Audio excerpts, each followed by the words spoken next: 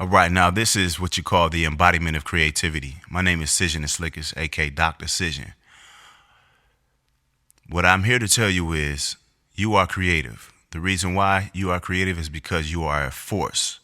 What do I mean by a force? Let's take, for instance, clap your hands.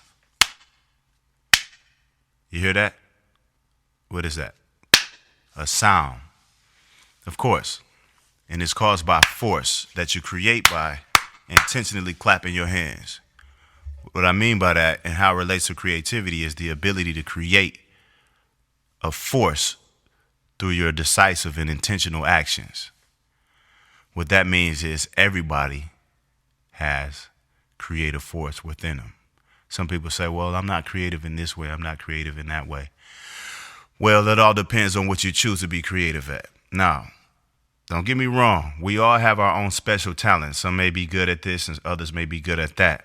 But the simple fact remains that we all have creativity within us. And that's the whole synopsis of this course, the embodiment of creativity. Now let's think about what creativity is. It's the ability to create something, the ability to create or make something happen. For instance, back to that example there, clapping your hands, that's making a sound. What do we create? Can we agree that that's a force? Thank you, because you create a sound, and that can create a feeling. Imagine your little brother or your son or something like that, or your daughter, does something great. Be like, oh, baby, that was great. Oh, they're going to be like, oh, yeah, thank you. So that creates a feeling. Now, where this extends to our creativity in terms of artistry, it's an intentional thing when you decide what feeling you want to create or what feeling you want to have. See, we are all elements of creativity. Everything that has been created is creative. And I say that because when you think about, let's say, the simplest thing, even a tumbleweed or a blade of grass even has a story. Say, Mr. Robinson is mowing the lawn. The grass gets cut. One of the small blades of grass, boom. It has a story now. It's in the air. It's been going through this ringer of blades, and now it's over there somewhere. It has a story. Now it has a story that has been created. We all have our story. So the point of that is just when we look at ourselves as singular elements in this life, that's when we realize that we are all elements of creation. Therefore, we all have creativity within us because we all add to the story. And we all have our own, in particular, stories. Now, taking that further, the difference between something like a blade of grass or a tumbleweed or something that doesn't have intention is that it doesn't have the choice to decide what it wants to create. It's at the mercy of the collection of elements out here in the world. As opposed to you and I, we have a choice to say, you know what? I feel like making somebody happy, or I feel like kicking somebody's ass. Either way, you have that ability, hopefully the first one, before you start kicking ass, you want to, whatever. It's your choice. I can't tell you what to create. But hopefully we want to add something positive to the world. And not create war, create peace, especially within ourselves, peace of mind. Like a great philosopher from Detroit said, shout out to Guilty Simpson, the mind, that's the real war within, So we want to create peace there. There's a lot of things in this world that kind of opposes that, but we do have the ability to be intentional about what we create in our minds. Therefore, we can create it outside ourselves. And that's once again, the embodiment, leading toward the embodiment of creativity. The full embodiment of creativity is endless. It's never a limit on creativity because you can always continue to create. It's like a limit on thoughts. There's no limit to it. You can always imagine. You can always think about, I want to run down the street as fast as Flash Gordon. And you can see it. You can create that image. That's how the character Flash Gordon was created. Somebody wishing they could run that fast, or just imagining being able to move that swiftly. Period. It's creativity. It's an intentional thing. Now we can't.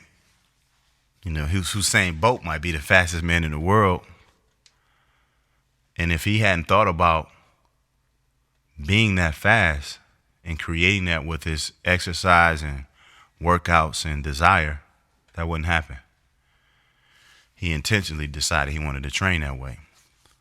And going back to the fact that we all can't just up and be as fast as Usain Bolt or Flash Gordon, but we can intentionally create what we can create, explore things that we want to examine and experiment with, and find out what we like to create the most, whether it's speed, art, you name it. You can create it.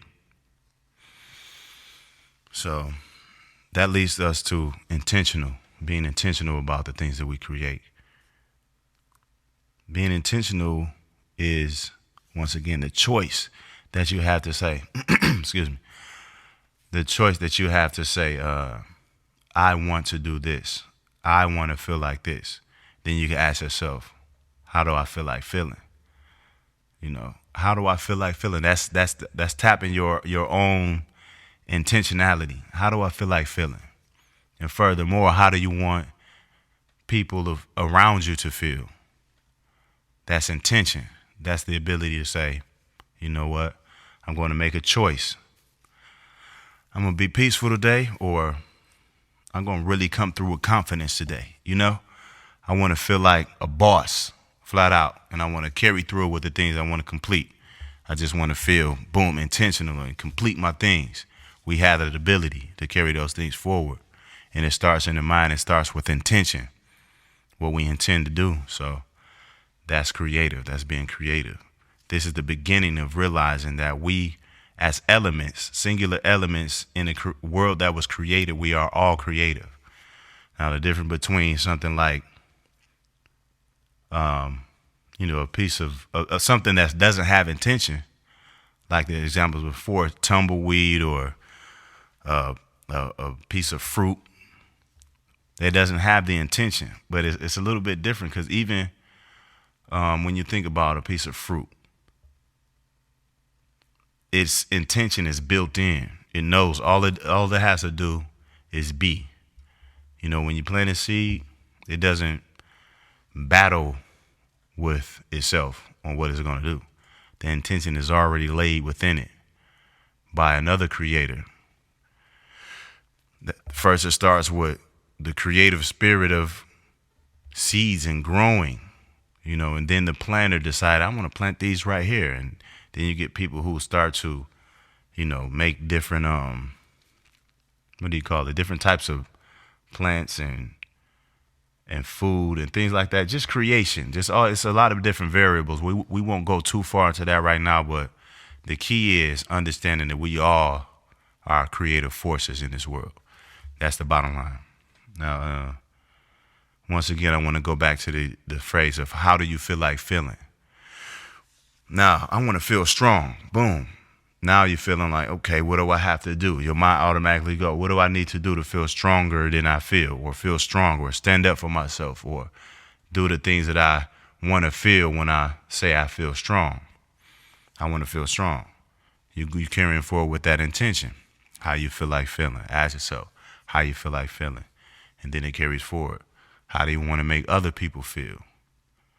And that adds to what you have to do to make the feeling that you desire come true, come to fruition, grow. Just like that seed and fruit. You plant that seed in your mind. How do I feel like feeling? And you make it come to fruition, just like a piece of fruit. It grows. You plant the seed, boom, there it is. And now that leads to your environment. When we think about environment, you can think about a whole garden. A garden is a collection of different elements that makes things grow. You got the soil, You got the sun. You got the water. You got the gardener. You got, what else? You name it. The things that go into a garden are all elements. Even the gardener, the seed in the gardener are both elements. They both have a little bit of intention. The seed's intention is built in. The gardener has a choice to say, I'm going to go over this one more time and make sure the geraniums or whatever have the room to grow, just based on knowledge and understanding. The seed, that's already built in. It was created. But those two elements, the gardener and the seed, are both creative. So that means we all have the force to create within us. And that's the summary and the rundown of embodiment of creativity. Now ask yourself, how do you feel like feeling?